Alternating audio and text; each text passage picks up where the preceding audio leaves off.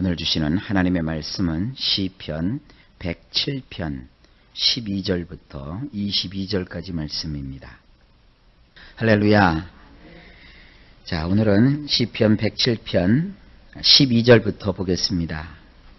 그러므로 수고로 저희 마음을 낮추셨으니 저희가 엎드러져도 돕는 자가 없었도다. 자, 지금 이게 어떤 상황입니까? 어제 말씀 11절을 보게 되면 엘의 말씀을 불순종하며 지극히 높으신 분의 권고를 심히 싫어하는 그런 한 사람이 나오죠.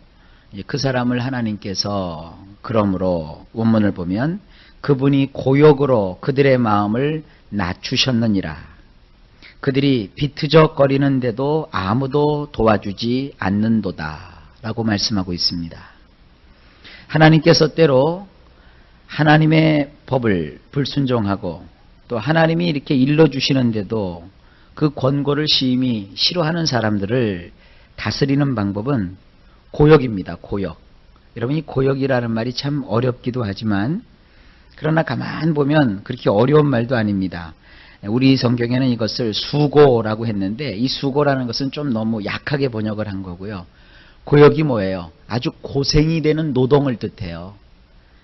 그러니까 인생을 하나님께서는 이 고역을 통해서 어떤 사람을 하나님의 마음에 합당하고 하나님 마음에 딱 들어맞는 사람을 만드십니다.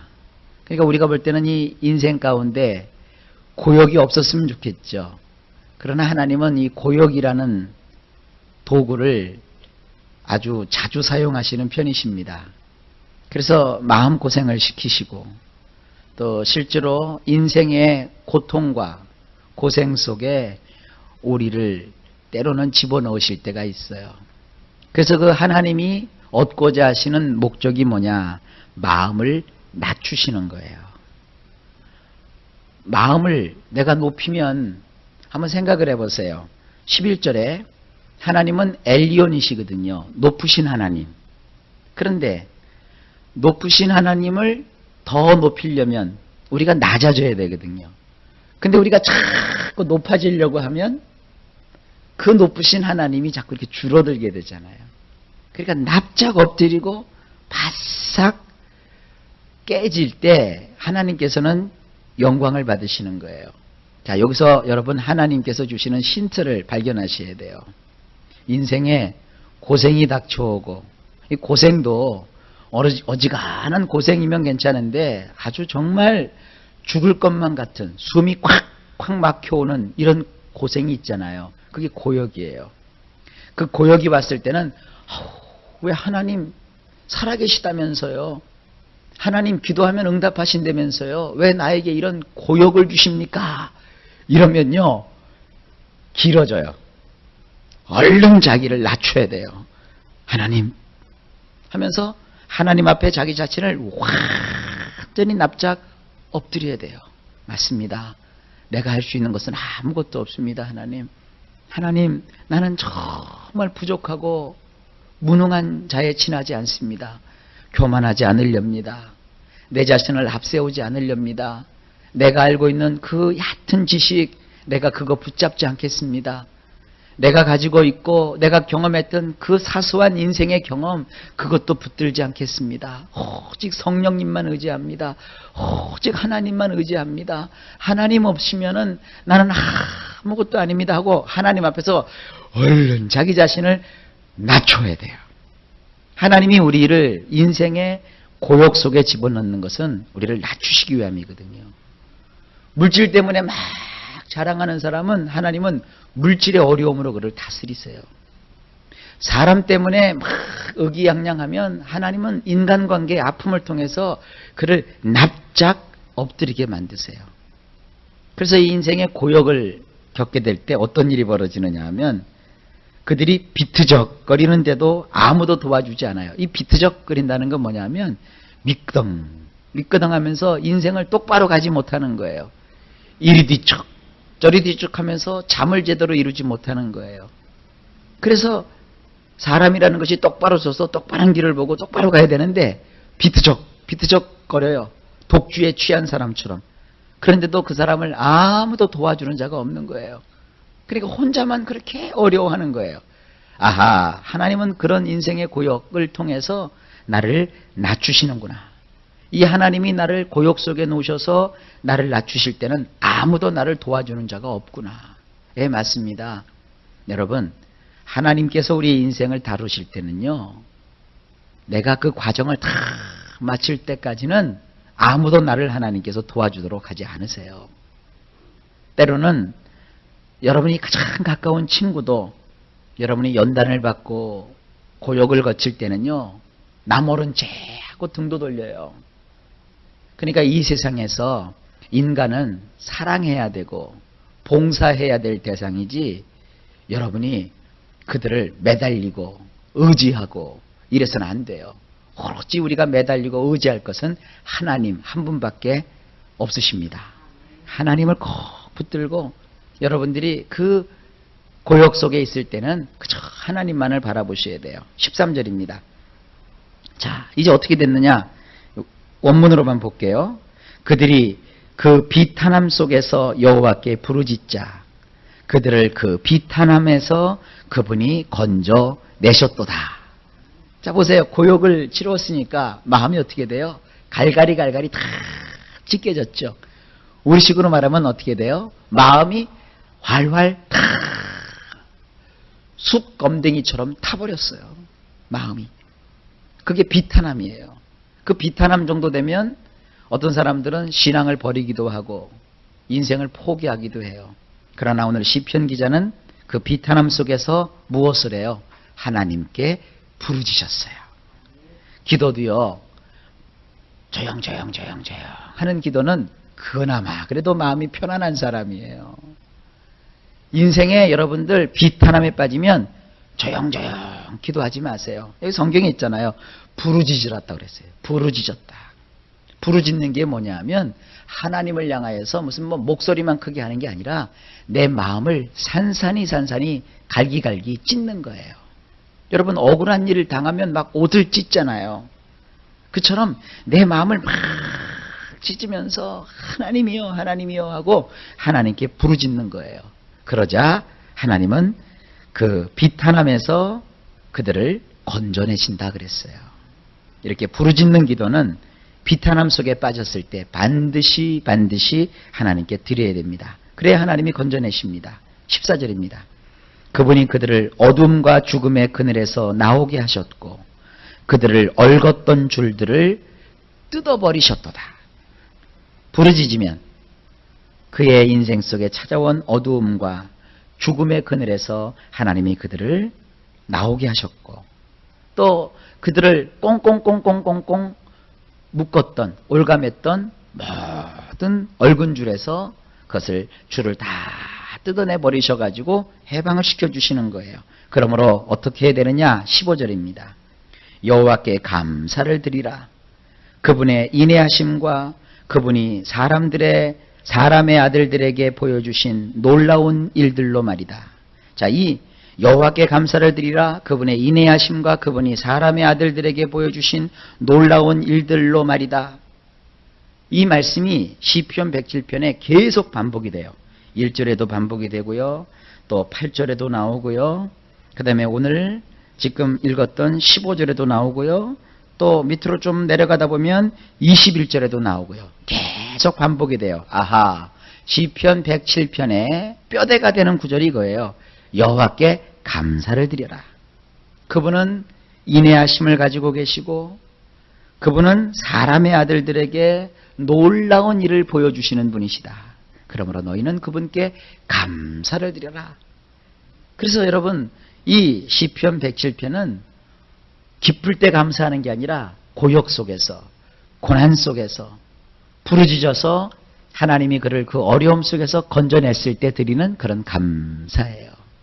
그러니까 여기서 우리가 신앙을 가져야 됩니다. 내가 지금 어렵고 힘들다고 해서 그것만 보시면 안 돼요. 이때 내가 하나님 앞에 부르짖으면 하나님이 나를 사랑하셔서 이 어려움 속에서 나를 건져내신다. 근데 건져내시는데 하나님이 줄 하나 축 던져갖고 야, 그 붙잡고 나와. 그게 아니에요. 하나님이 인내하심으로, 그리고 하나님께서 놀라운 기적을 베풀어 주심으로 그를 참 정성껏 하나님이 끄집어 내시는 거예요. 그러므로 너희는 그 하나님께 감사를 드리라는 거예요. 얼마나 놀랍고 위대한 말씀입니까? 16절입니다. 왜냐하면 그분이 청동문을 산산이 부수시며 쇠빗장을 꺾으시기 때문이니라. 이 청동문이라고 하니까 잘 여러분들이 이해가 안 되실 거예요. 그 옛날 우리나라도 서울에도 보면 성문이 있었다고요. 서울에 보면 이렇게 4대 성이 있잖아요. 무슨 남대문이니 동대문이니 이런 문에 가보면 큰 대문이 있어요. 보통 그 큰 대문을 보게 되면 아주 튼튼하고 굵고 큰 나무를 연결해 가지고 대문을 만들거든요. 그리고 대문 사이사이에 이렇게 경첩을 받고 또 이렇게 뼈대를 세워서 문짝을 고정을 시키잖아요. 그때 들어가는 쇠가 이 청동쇠입니다. 그러니까 조금 다른 말로 하면, 우리말로 하면은 노쇠가 맞겠죠. 노쇠로 이렇게 튼튼하게 문을 만들어 댑니다. 근데 아주 더 크고 아주 중요한 대문은 나무로만 만들지 않고 청동으로 완전히 다 둘러싸요. 그러니까 문이 더 튼튼한 것이죠. 그리고 나서는 문을 닫아놓고 그 사이에다가 쇠빗장으로 탁 질러 놓는단 말이에요.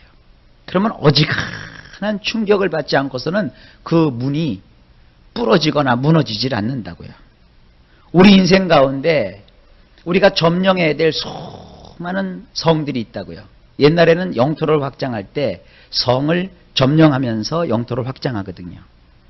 그런데 하나님께서는 청동문을 산산이 부숴버리시고, 그리고 그 문을 막고 있었던 쇠빗장을 하나님이 꺾어버리세요. 우리 인생 속에 축복의 통로를 가로막고 있는 모든 문들을 하나님이 다 부숴버리시고, 우리의 축복을 가로막고 있는 모든 쇠빗장들을 다 꺾어버리세요. 그러니까 하나님께서 주시는 축복이 우리에게 오게 되는 거예요. 얼마나 놀랍습니까? 우리를 가로막는 그 모든 장애물들을 하나님께서 제거해 버리세요. 무엇으로요? 그분의 인애와 또 그분이 베풀어 주시는 기적으로. 인애라는 게 뭐예요? 하나님이 우리를 한도 없이 사랑하시는 거예요.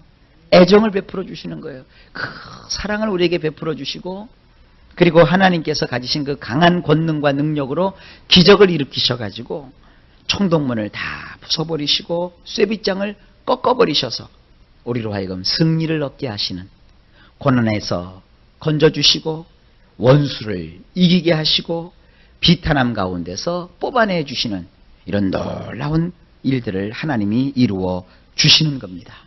그러면서 다시 한번 시편 기자가 17절에 이렇게 말합니다.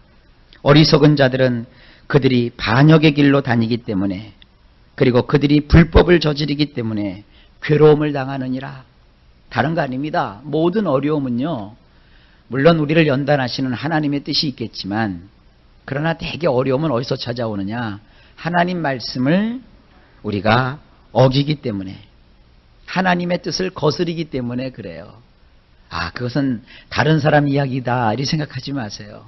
이렇게 말씀을 전하는 목사도요, 여러분 목사님 그러니까 뭐 성경 말씀을 다 꿰차고 다 알고, 여러분 그렇다고 생각하시죠? 예, 물론 목사님은 항상 말씀을 연구하고 말씀을 준비하기 때문에 여러분들보다 성경을 조금 더 많이 알 수는 있어요.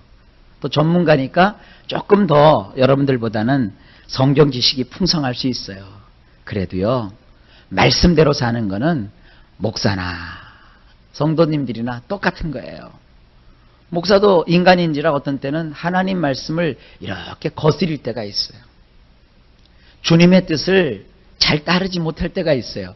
그러면 하나님은요, 어김없으세요. 탁 하고 제동을 걸어 놓으시고요, 어려움을 주셔서 어떻게 하세요? 깨우쳐 주세요. 그래서 바로 서게 하시는 거예요. 왜냐하면 하나님이 사랑하시기 때문에. 하나님은 목사라 할지라도 말씀대로 살지 아니하면 하나님이 기뻐하지 않으세요. 그래서 바로 잡으시려고 때로 이렇게 하나님이 괴로움을 주시는 거예요.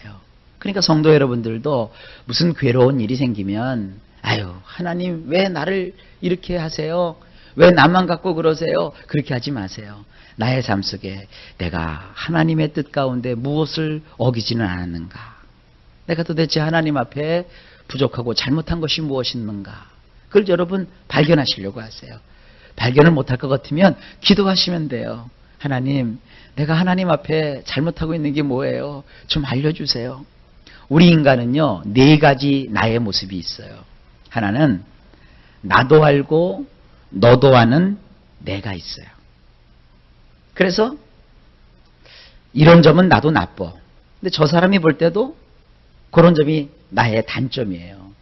두 번째로는 나만 알고 있고 너는 모르는 나의 모습이 있어요.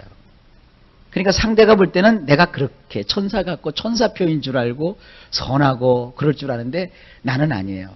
나는 그것이 나의 단점이고 나의 결점이에요. 이건 뭐예요? 감추고 싶은 나지요. 나만 알고 있는 비밀이니까. 세 번째는요. 나는 모르는데 너는 알고 있는 나의 모습이 있어요. 이게 사람을 미치고 환장하고 팔짝 뛰게 하는 거예요. 나는 하나도 잘못한 게 없는 것 같은데 나는 저 사람에게 참 잘해준 것 같은데 내가 뭐 말만 하면 저 사람이 상처를 받고 내가 무슨 일만 하면 저 사람이 막 마음으로 아파하고 그런단 말이에요. 그건 뭐예요? 나는 못 보는 나의 모습이 있단 말이에요. 그건 어떻게 해야 돼요? 그 사람한테 물어보려면 자존심이 상하잖아요. 그러니까 하나님께 하나님 도대체 나는 모르는 나의 모습은 뭐예요? 좀 알려주세요. 이렇게 기도하면 하나님이 깨우쳐 주신다고요. 네 번째는 뭐냐면 나도 모르고 너도 모르는 나예요. 이건 정말 무서운 거예요. 나도 전혀 나 자신을 모르는 나의 모습이 있고요. 상대방도 전혀 모르는 나의 모습이 있어요. 오직 하나님만이 알고 계신 나의 모습이 있다고요. 이거는 정말 기도하면 발견하게 돼요. 여러분이 다 잘한 것 같고 다 여러분이 훌륭한 것 같지만 기도하다 보면 아이고 참 하나님 앞에 나 같은 죄인이 없어요. 하나님 앞에 나같이 부족한 자가 없어요. 기도하다 보면 그게 이제 보이게 돼요. 그걸 우리는 뭐라 그래요? 하나님 앞에서 우리의 영성이 깊어졌다고 하는 거예요. 이런 깊은 영성까지 여러분들이 도달하실 수 있기를 주님의 이름으로 축복합니다. 바울이 그랬잖아요. 나는 죄인 중에 괴순이라 그랬어요. 이 괴수라는 말이 뭐냐면 하면 가장 악하고 악한 자라는 거예요. 아니 바울이요. 지나온 날들의 잘못은 다 하나님 앞에 회개해서 용서를 받았단 말이에요. 근데 이분이 하나님 앞에서 주의 일을 사도로서 하면 할수록 자기 속에 있는 그 엄청난 죄의 모습들을 보고 깜짝 놀란 거예요. 그래서 하나님, 나는 나의 속에 이렇게 엄청난 죄성이 있다는 것을 또 보았습니다. 내가 너무나도 악한 자입니다. 하고 하나님 앞에 막 자기 자신을 책망을 했어요. 이것이 깊은 영성을 가진 자만이 볼 수 있는 자기의 모습입니다. 이 말씀을 듣고 여러분 교회에서 이렇게 한번 살펴보세요. 아주 교인들이 좀 많아지면 한번 살펴보시란 말이에요. 어떤 사람은 자기가 항상 의로워요. 뭐 자기만큼 뭐 하나님을 잘 섬기는 사람이 없고 자기가 참 훌륭하고 막 으쓱으쓱 대요. 그 사람들은 영성이 얕은 거예요. 하나님을 깊이 사랑하게 되고 기도에 힘쓰게 되면 내 고개를 이렇게 들 수가 없어요. 얼마나 나는 불의하고 부족하고 무익한 종인지 몰라요. 그런 모습들을 우리가 꼭 가질 수 있기를 주님의 이름으로 축복합니다. 18절에 보면 그가 괴로움을 당했는데 어느 정도로 당했느냐? 모든 음식을 그들의 네페시가 싫어하니 그들이 사망의 문들에 가까이 다가갔도다. 하나님께서 괴로움을 주시는데 음식 먹는 것조차도 싫어하게 되고요. 또 죽음의 문턱까지도 내려가게 하셨다는 거예요. 사경을 헤매게 됐다는 거예요. 그러니까 하나님께서 이렇게 우리 인생을 다루실 때는 이런 무시무시한 일들이 생기기도 해요. 뭐 조금 하나님이 회초리 한번 야 종아리 걷어 한 대 맞아 이러고 끝나는 게 아니라 어떤 때는 아주 그냥 죽음의 문턱까지도 내려가게 할 때가 있어요. 그러니까 여러분들이 이 신앙의 원리를 이런 데서 잘 발견하실 수 있기를 바랍니다. 19절입니다. 그들이 그 비탄함 속에서 여호와께 부르짖자 그들을 그 비탄함에서 그분이 건져내셨도다. 이것도 계속 반복되는 구절이에요. 비탄함 속에서는 다른 거 없어요. 하나님께 부르짖는 거예요. 그럼 하나님이 건져주세요. 건져주시는데 어떻게 건져주시는가 봅시다. 20절. 그분이 그분의 말씀을 보내셔서 그들을 고치시고 그들을 구덩이들에서 끄집어내셨도다. 예, 하나님 말씀은요 이런 놀라운 능력이 있습니다. 하나님이 우리를 건져내시는데 무엇을 보내시느냐? 말씀을 보내세요. 저는 이것도 제가 경험을 해본 건데요. 사람이 약하게 어려움을 겪으면 하나님 말씀을 읽으면서 자기 스스로 이렇게 회복이 돼요. 근데 고난이 막 몰아닥쳐가지고요. 정신이 없어지면요. 하나님 말씀이 하나도 안 들어와요. 하나도 믿어지지도 않고요. 그리고 누가 성도님 하나님이 함께 하십니다. 그러면 속에서 벌써 이렇게 막 올라와요. 함께 하는데 이래? 무슨 함께 하는 게 그런 게 어디 있어? 이래요. 그러면요. 정말 사망의 문에 가깝게 내려가요. 그러다가 어느 순간에 하나님이 도와주셔서 깨닫고 이렇게 나의 인생이 바뀌는 시점에서부터는 이상하게 하나님 말씀에 은혜가 오기 시작해요. 그래서 하나님 말씀이 내 귀에 들려오기 시작해요. 그 말씀이 내 속에 깨달아지기 시작해요. 그 말씀이 나에게 위로가 되기 시작해요. 그러면 그 사람은 회복되는 거예요. 그래서 목사가 돼서 성도들이 이렇게 생활 속에 어려움을 겪을 때 이렇게 본다고요. 말씀을 어려움 중에서도 아멘, 아멘 진심으로 받아들이면서 그 말씀을 의지하면 그 사람은 반드시 거기서 회복돼요. 일어나요. 근데 어떤 사람은 그냥 목사님 앞이니까 체면상 그냥 아멘, 아멘 그러면서 속에서는 쏘멘, 쏘멘 그런다고요. 쏘멘이 뭔지 아세요? 그 쏘가리 쏘자예요. 나를 놀려먹나 목사님이? 뭐야? 뭐야? 이러면서도 그냥 목사님 앞에서는 체면상 그냥 아멘, 아멘 그래요. 그러면요 그 인생이 풀리지를 않아요. 그런데 어느 순간에 하나님이 은혜를 주시면 말씀이 내 속에 들어와요. 그래서 말씀이 들어와서 어떻게 되느냐? 나를 고쳐주세요. 나를 회복시켜주세요. 그럼 어떤 일이 벌어져요? 구덩이에서 하나님이 나를 끄집어내 주시는 거예요. 그래서 21절에 또 반복이 되죠. 여호와께 감사를 드리라. 그분의 인내하심과 그분이 사람의 아들들에게 보여주시는 놀라운 일들로 말이다. 마지막으로 22절입니다. 감사의 제사를 위한 희생 제물을 드리며 그분의 행하심을 기쁜 환호성과 더불어 자세하게 말할지어다. 자, 이게 우리 성경으로 보면 이렇게 되어 있어요. 우리 개역 성경에는요 22절이 감사제를 드리며 노래하여 그 행사를 선포할지로다. 굉장히 멋있게는 되어 있지만 그 뜻이 뭔지 잘 드러나질 않죠.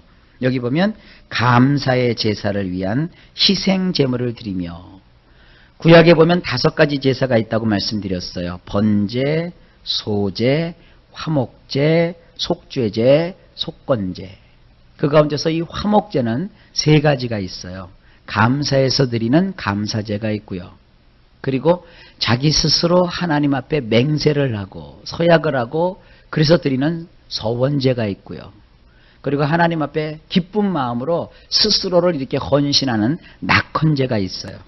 그런데 이 화목제 속에 있는 감사제든지 서원제든지 낙헌제든지 짐승을 가져다가 잡아서 그 피를 내가지고 피와 짐승을 잡은 그 고기의 일부분을 띄어서 번제단에다 올려놓고 불로 태워서 희생제물로 드리게 돼요. 그것이 바로 이 감사의 제사를 위한 희생제물이라는 겁니다. 자, 이것이 오늘날은 무엇일까요? 이것은 우리의 헌신을 뜻하는 것이기도 해요.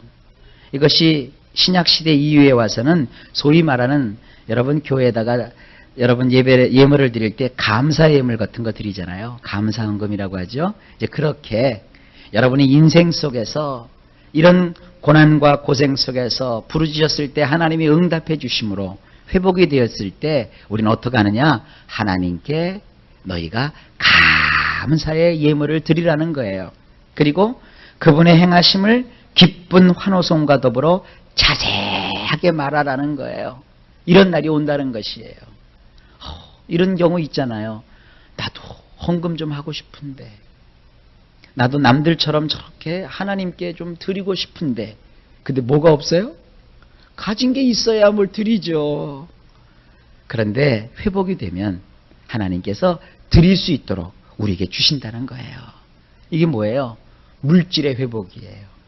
인생을 하나님께서 정상적으로 회복을 시키신 거예요. 그래서 우리 성도들은 하나님께 나올 때 자기의 가장 귀한 것을 이렇게 드릴 수 있는 그런 삶을 살게 되는 거예요. 그러니까 얼마나 좋아요. 다 잃어버렸잖아요. 다 뺏겼잖아요. 고생 속에 허덕허덕거리는데 돈 벌 경황이 어디 있어요? 농사 지을 힘이 어디 있어요? 그러니까 하나님께 마음뿐이로되 드릴 게 아무것도 없어요. 그런데 하나님께 부르짖어 기도했어요. 그랬더니 하나님께서 응답하셔서 그를 회복시켜 주셨어요. 다시 물질이 들어오기 시작해요. 농사를 짓게 되었어요. 그래서 기쁜 마음으로 하나님께 그 예물을 드리는 거예요. 그리고 사람들 앞에서 환호를 지르며 기쁜 환호성과 더불어 야, 하나님께서 말이지 나를 이렇게 도와주셨어. 이렇게 나를 회복시켜 주셨어. 그렇게 자세하게 하나님을 자랑하라는 거예요. 그걸 우리는 뭐라고 그래요? 간증이라고 하는 거예요. 여러분, 우리의 고통과 고생은 하나님을 믿는 사람에겐 그것으로 끝나는 게 아닙니다. 거기서 하나님의 은혜를 힘입으면 주께서 말씀을 보내셔서 나를 고쳐주시고 나를 구덩이에서 끄집어내주시고 삶을 회복시켜 주셔서 이제 나도 하나님께 드릴 수 있고 나도 하나님에 대해서 자랑하고 간증할 수 있게 해 주시는 거예요. 이게 하나님이십니다. 이런 놀라우신 하나님의 은혜가 우리가 이 세상을 살아가는 내내 함께 하시는 줄로 믿습니다. 이런 도우시는 하나님의 은총과 복주심이 오늘도 종일토록 저나 여러분에게 함께 하시기를 예수님의 이름으로 간절히 축복합니다.